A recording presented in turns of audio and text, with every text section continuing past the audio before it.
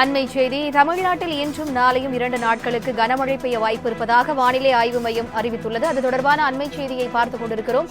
கூடுதல் விவரங்களை செய்தியாளர் செலினா வழங்க கேட்கலாம். வணக்கம் செலினா, வானிலை ஆய்வு மையத்தின் அறிவிப்பு குறித்த விரிவான தகவலை பதிவு பண்ணுங்க. கடல் பகுதியில் நிலவி வந்த வளிமண்டல சுழற்சி என்பது தற்பொழுது தென்கிழக்கு அரபிக்கடல் மற்றும் அதனை ஒட்டியிருக்கக்கூடிய பகுதிகளில் காற்றழுத்த தாழ்வு பகுதியாக உருவாகி இருக்கிறது.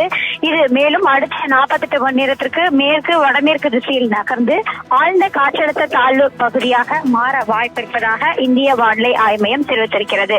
இதன் காரணமாக தமிழகத்தை பொறுத்தவரையிலும் இன்றும் நாளையும் தமிழகம், புதுவை மற்றும் காரைக்கால் ஆகிய பகுதிகளில் லேசானது முதல் மிதமான மழை பெய்யக்கூடும் என்றும், கன்னியாகுமரி, திருநெல்வேலி ஆகிய மாவட்டங்களில் ஓரிரு இடங்களில் கனமழைக்கான வாய்ப்பிருப்பதாகவும், தமிழகத்தில் அதிகாலை வேளையில் லேசான பனிமூட்டத்திற்கு வாய்ப்பிருப்பதாக தெரிவித்திருக்கிறார்கள். அதே போல 1ஆம் தேதியிலிருந்து 5ஆம் தேதி வரையிலும் ஓரிரு இடங்களில் லேசானது முதல் மிதமான மழைக்கு வாய்ப்பிருப்பதாக தெரிவித்திருக்கிறார்கள்.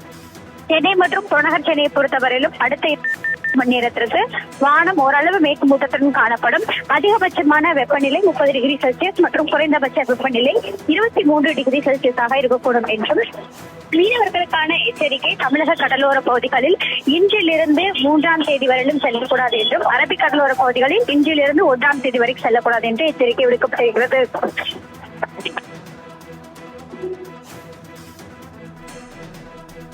கூடுதல் விவரங்களுக்கு நன்றி செலினா.